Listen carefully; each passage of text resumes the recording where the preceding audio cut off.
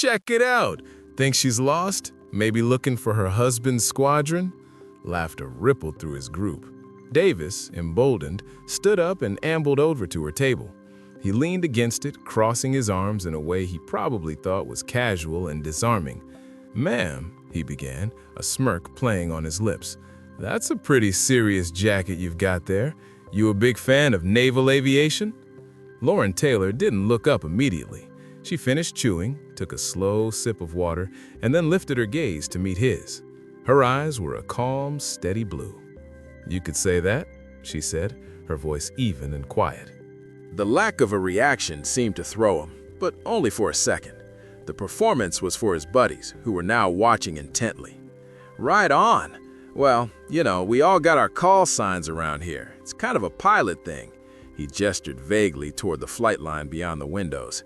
"I bet a cool jacket like that comes with a cool call sign. What do they call you? Top Gun's girlfriend?" His friend snickered.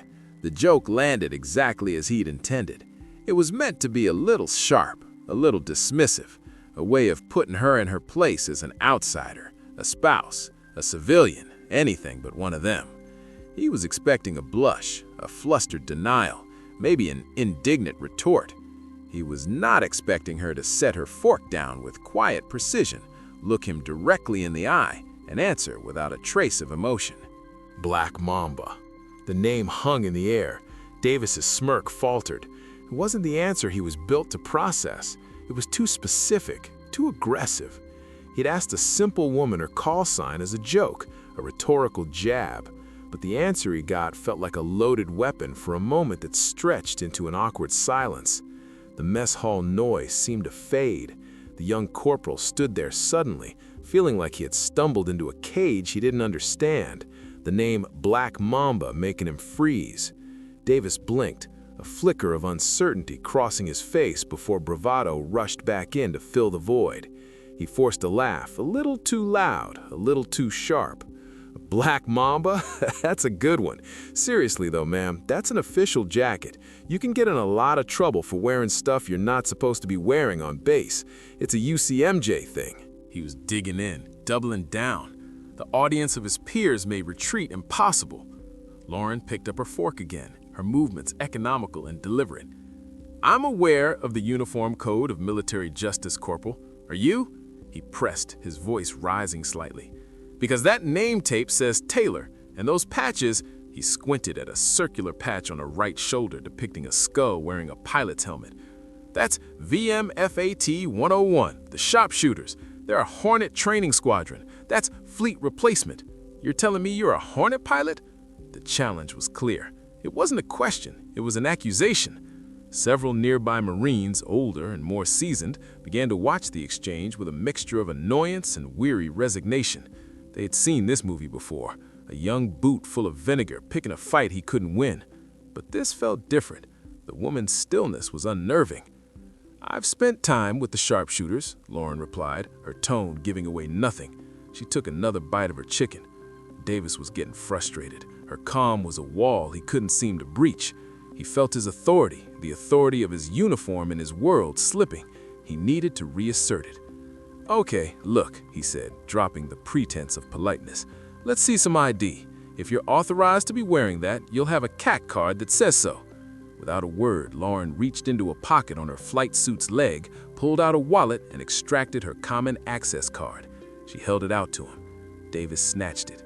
He looked down, expecting to see a dependent ID, a civilian contractor card, something that would confirm his suspicions and validate his public challenge. He saw the green background of an active duty officer. He saw the name Taylor Lauren E., and he saw the rank 04, Major. A cold knot formed in his stomach. This was a problem, a big one, but his pride was a stubborn beast. He couldn't just hand it back and apologize, not in front of his friends. He had to find a different way out, a way that didn't involve him looking like a complete fool. He squinted at the card, pretending to scrutinize it. "This could be fake," he mumbled, the accusation sounding weak even to his own ears. "The photo's a little grainy." "It was taken at the Deer's office in Yuma. Their camera is terrible," Lauren said, still without a hint of anger. "But the chip works. There's a scanner at the chow line entrance if you'd like to verify it." She was calling his bluff. Now he was truly cornered. To back down was to lose face. To escalate was to march deeper into a minefield. He chose the minefield.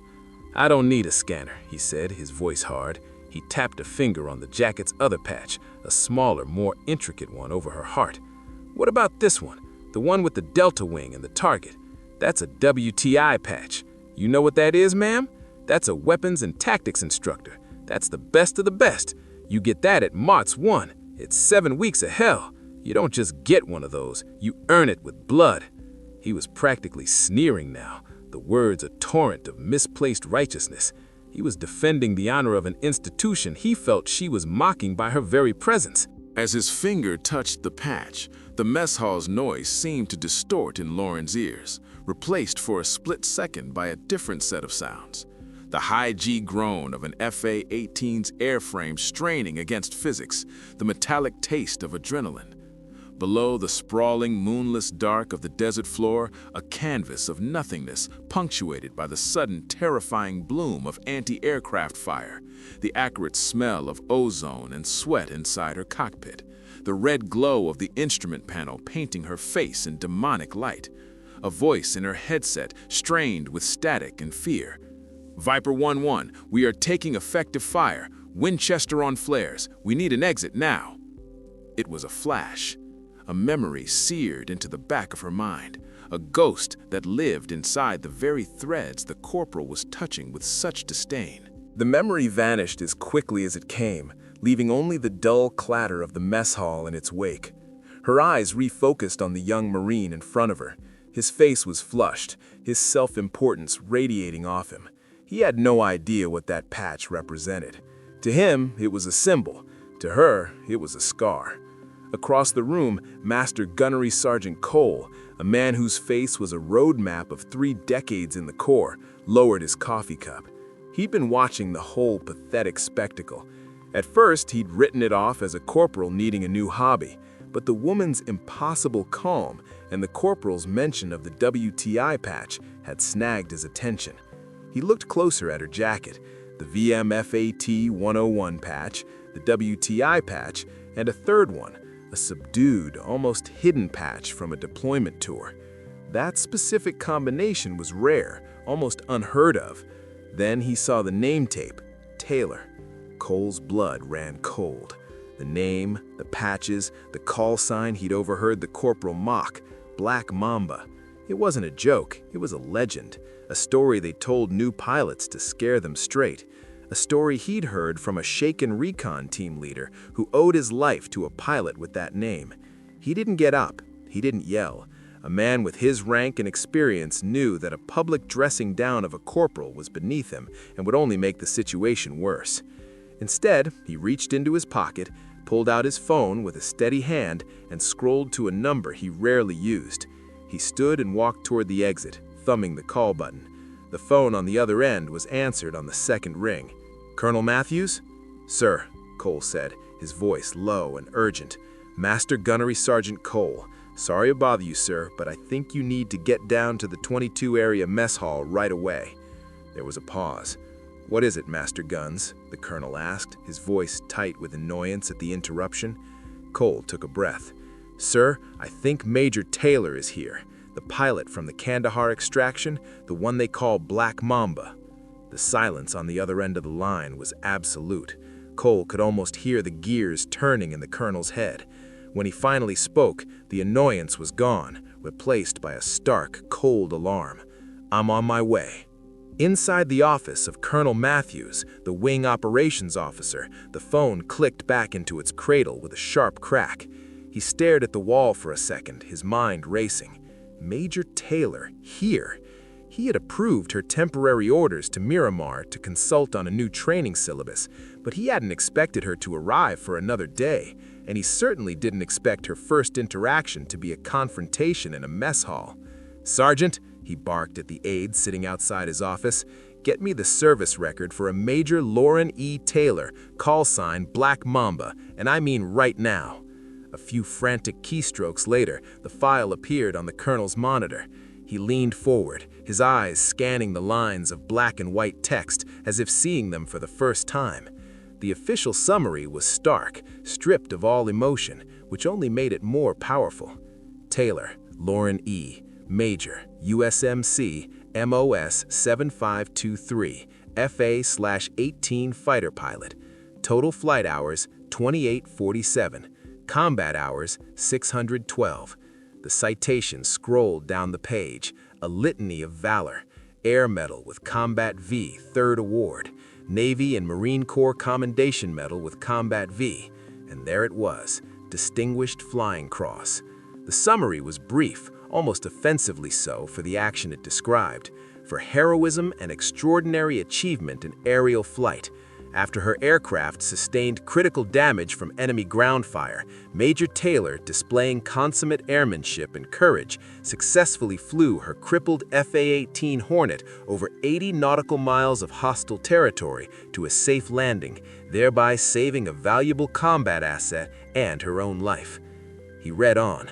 Her billet history was a checklist of the most demanding jobs in marine aviation: fleet pilot, forward air controller, weapons and tactics instructor at MOTS 1.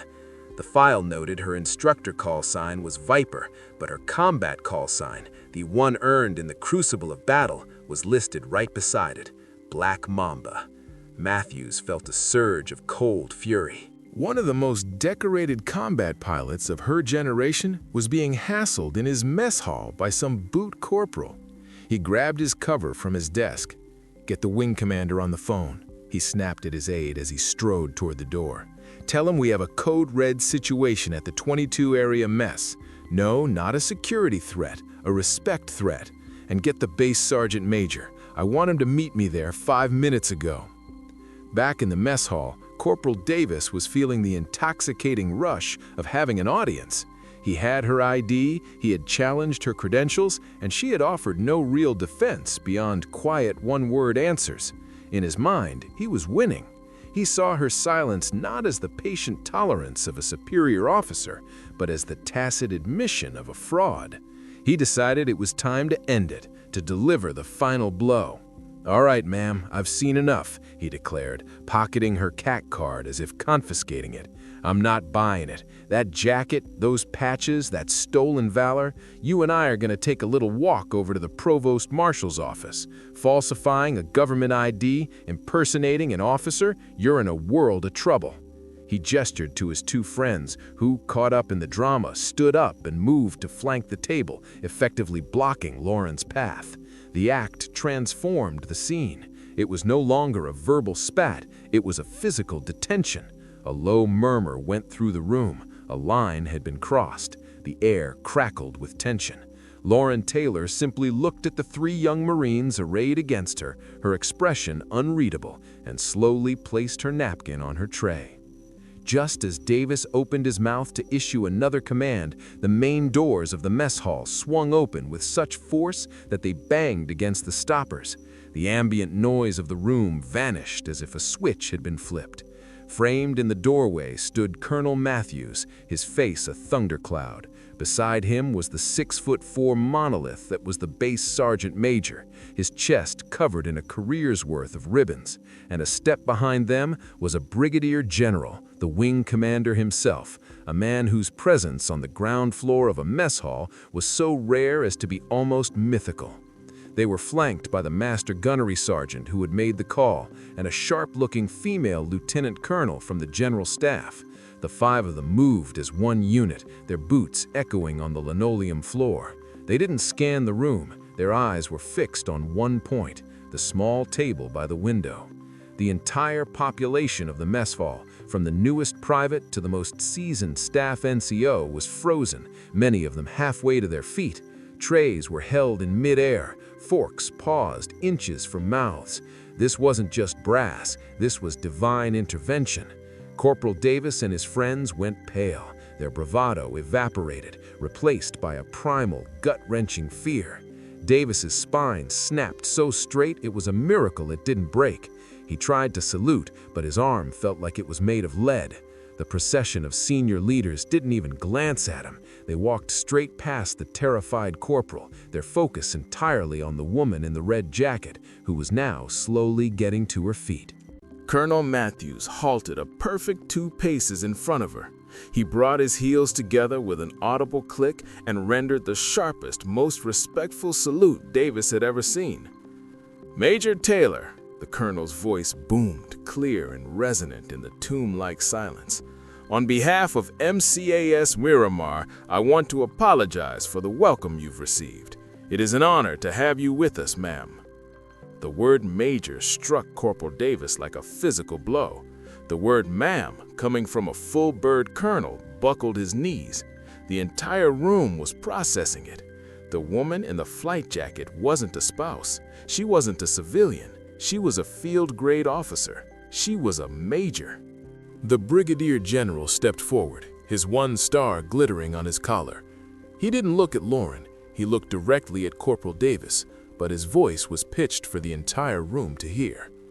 "Corporal," the general began, his tone dangerously calm, "you seem to have some questions about this officer's qualifications. Allow me to enlighten you and everyone else here." He took a breath. "This is Major Lauren Taylor. Her call sign is Black Mamba, a name given to her by a recon team she pulled out of a hot LZ north of San Jean after she laid down a line of 20mm cannon fire so precise it took out an enemy machine gun nest less than 30 meters from the Marines' position without causing a single friendly casualty. She has over 600 combat hours in the F-18 Hornet. She is a graduate of the Weapons and Tactics Instructor course, a school so demanding that nearly a third of the pilots who attempt it wash out."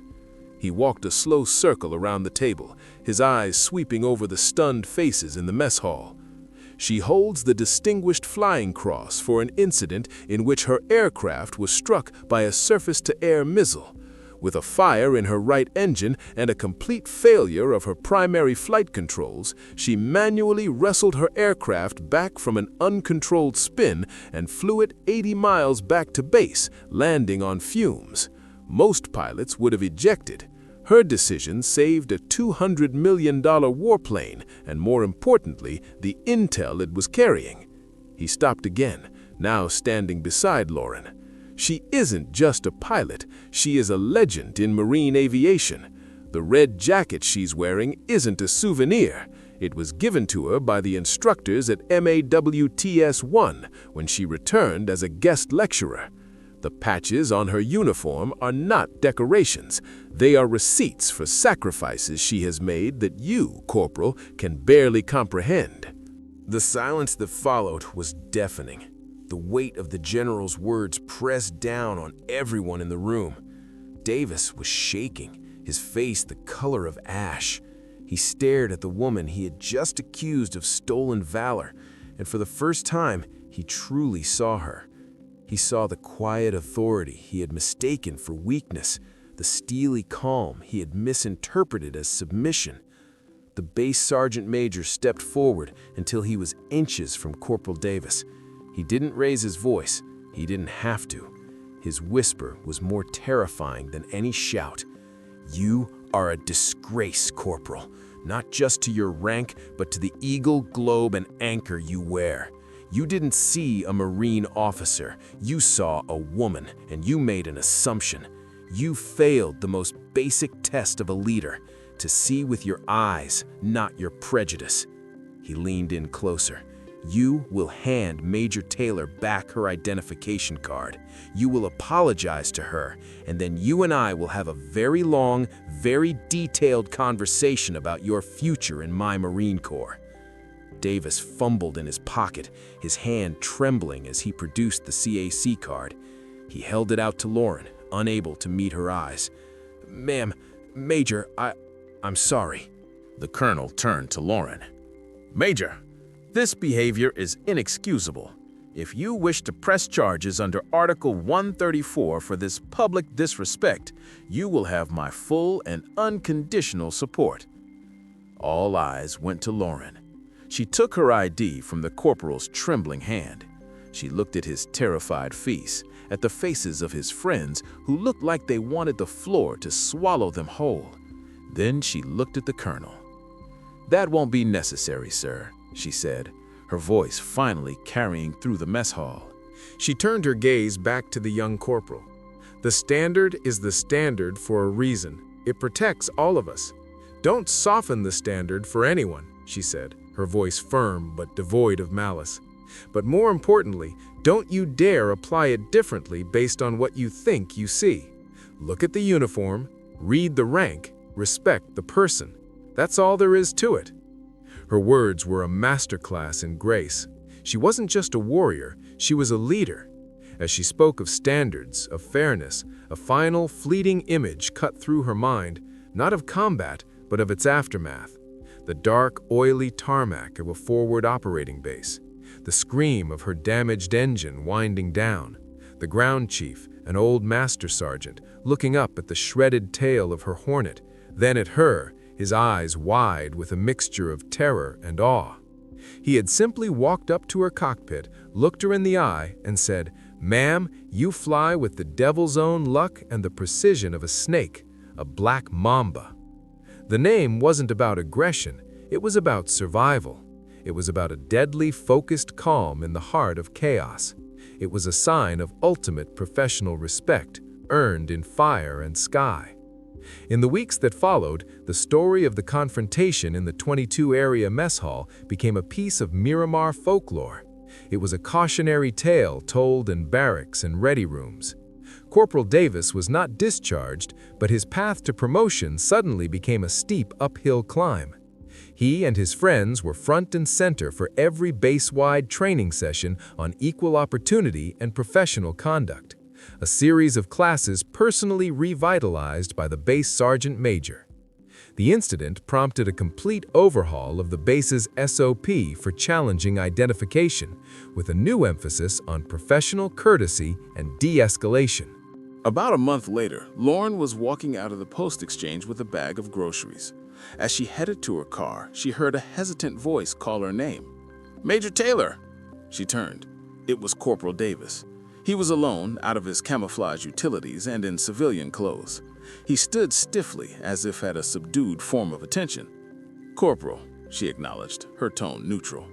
He swallowed hard, his eyes fixed on a point somewhere over her shoulder. "Ma'am, I wanted to apologize again for real this time, without the Sergeant Major watching." He finally met her gaze. "What I did was wrong. There's no excuse for it. I've been reading. I read the full citation for your DFC and some of the after-action reports from your deployments." He shook his head, a look of genuine shame on his face. "I had no idea. I'm sorry." Lauren studied him for a moment. He wasn't the same swaggering kid from the mess hall. The experience had humbled him, aged him. She saw a flicker of something new in his eyes, the beginning of wisdom. "What's your MOS, Corporal?" she asked, her voice softening slightly. 0311, ma'am. Infantry rifleman, he answered. "Just got assigned to base security." She nodded. "A tough job, the backbone of the Corps. You hold yourself to a high standard there, too." "Yes, ma'am. Trying to." "Good," she said. She gave him a small, almost imperceptible smile. "Learn from this, Corporal. Don't let it define you, but don't you ever forget it. The best Marines are the ones who are smart enough to learn when they're wrong. Now go on." He looked stunned by her lack of animosity, by the seed of mentorship she offered in its place. "Aye, ma'am," he stammered, then gave a slight nod of respect and walked away, his shoulders a little less slumped than they had been a moment before. Lauren watched him go, then turned and headed for her car. The sun was setting over the flight line, and there was a new training syllabus to write. The work was never done. Thank you for watching. The stories of women who serve are an essential part of our shared military heritage. To honor their valor and hear more stories like this, please like, share, and subscribe to Military Stories. Your support helps us ensure these incredible legacies are never forgotten.